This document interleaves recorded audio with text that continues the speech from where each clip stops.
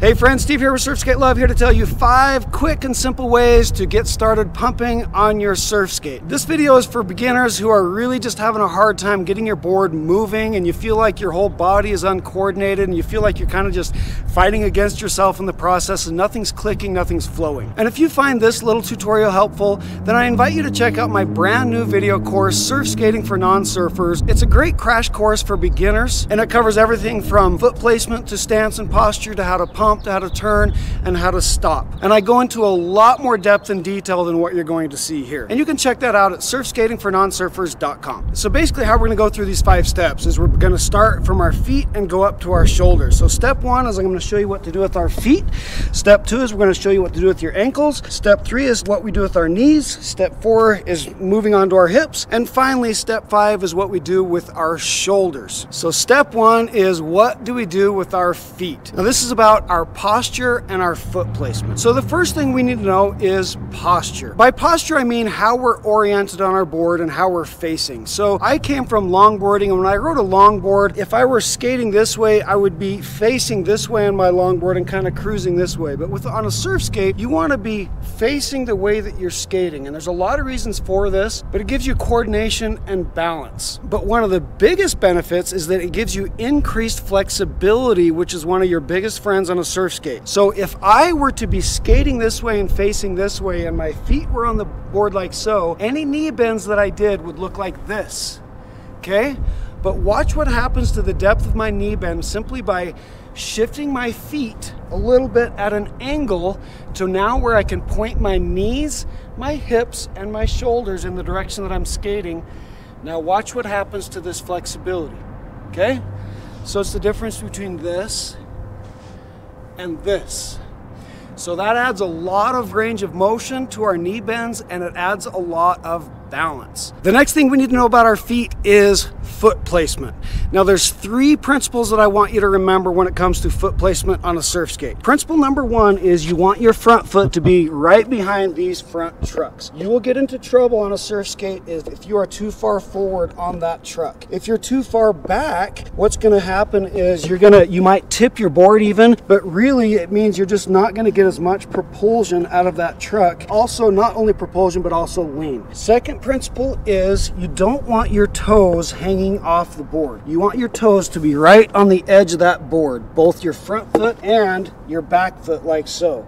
The reason that's important is because if my foot is too far back, what happens is when I try to move my board with my ankles, I'm going to be very heavily heel-sided. If my toe is off the front, then I'm going to be very heavily weighted on my toe side. We want that to be equal. So that means don't put your toes off the edge of the board. The third principle is that you want your feet at an angle because of the reason we just said. We want to be skating forward. If my feet are like this, I cannot be skating forward. So we want to turn at an angle. How I look at it is as a goofy-footed rider facing this way, I want to cover that bolt with my foot, just like so. If you are a regular footed rider, it means you're going to cover this bolt just like so. Now on your back foot, I've heard a little bit of debate about this and I think that there's a range of personal preference. I've heard some people say you want it clear back as far back as you can get it on the tail like so. I've heard other people like it really clear up here like on these back bolts. Personally, for me it kind of depends on the deck. On this Carver green room, we've got this perfect little pocket right here. So I like my back foot to be right here in that pocket. I like it to be at an angle, not like so, but at an angle. And as I skate, as I do turns, you're going to see that this toe will get a lot of turns on it like so. If I'm turning this way, then I'm going to turn my knees, my feet, my toes are going to slide. Same thing this way. So personally, I ride with my back foot about right there. So this is our foot placement on a surf skate, just like so.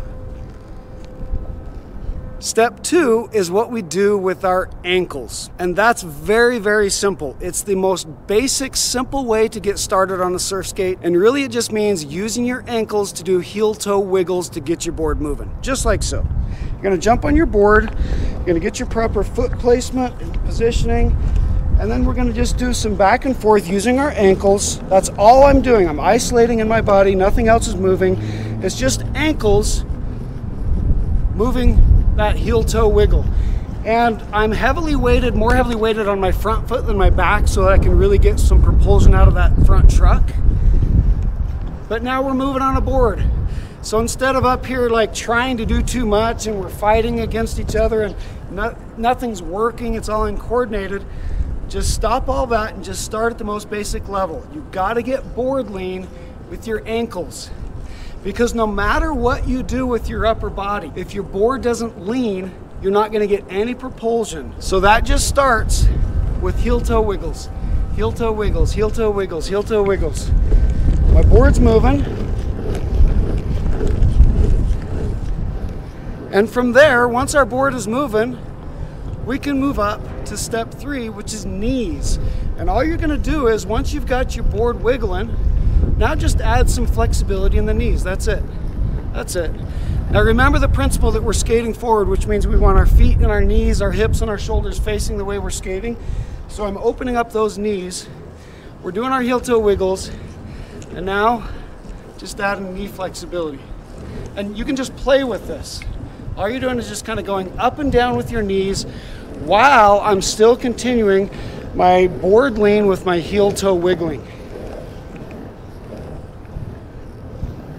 We're just moving up our body, very simple, from feet to ankles to knees. And just get loose with your knees and just play around like this.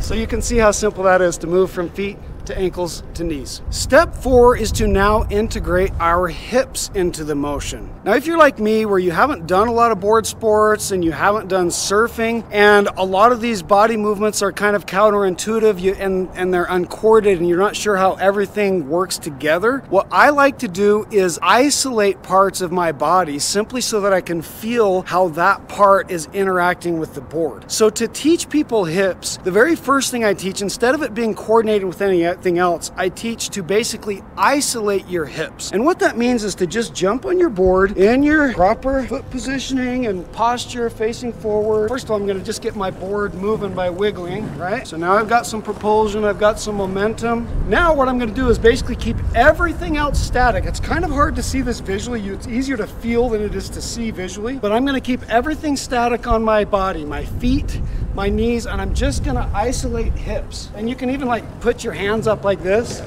just to isolate. Everything I'm doing on this board is moving it through the hips. And I'm just twisting my hips. And again, the point is so that once you isolate the hips, you can just kind of feel the impact that they have on the board. And once you feel that isolation, now we can just work together. We got our feet right with our posture and our foot placement. We got our ankles right with our heel-toe wiggles. We're getting lean on the board. We're adding some flexibility to our knees. Now let's just add some hip twists to it. And you can see how it just is naturally starting to coordinate from our feet up into our upper body. Now we're just adding hip twisting to the movements. And just play with this. Like, you want to just experiment with twisting your hips. Be exaggerated about it just so you can feel how do hips influence everything that I'm doing here. And our fifth and final step is to add and integrate our shoulders to the motions. Now, I'm not going to get very detailed in this process because right now I'm just talking to beginners. And what I would say from my experience is your number one step is really just to experiment and play around with how different body parts and different body motions affect your board. So what I'm going to tell you to do on your shoulders is just basically get on your board, work your way up, heel-toe wiggle, heel-toe wiggle, heel-toe wiggle. So I have my momentum. We work our way up. I got my knees. Now I'm going to add some hip twist to this whole motion.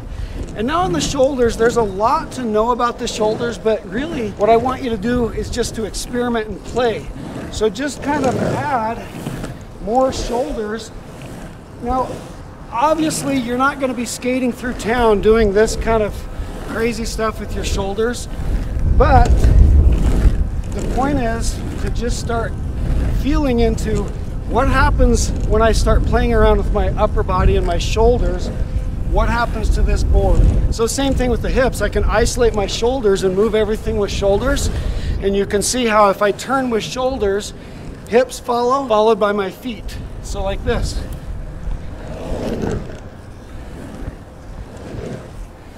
And once you've got all of these integrated motions, feet, ankles, knees, hips, shoulders, what you're gonna find is that you just naturally do what I call falling into the flow of the board. There's a way that these boards want to move, and if you're not working against yourself, it'll just naturally flow that way. So you might not have the greatest form, but your board's gonna be moving, and you're gonna start feeling the flow of how it should feel. Now you'll notice that I am deliberately not skating with good form right now, because again, another principle for you to add to this is especially when you're first starting to learn, just over-exaggerate everything. Just play with how everything affects this board, because once you start feeling, then it becomes just kind of natural to just skate. And there you have it. 5 simple steps to get moving and pumping on your surf skate. And if you found this helpful, go check out my video course at surfskatingfornonsurfers.com.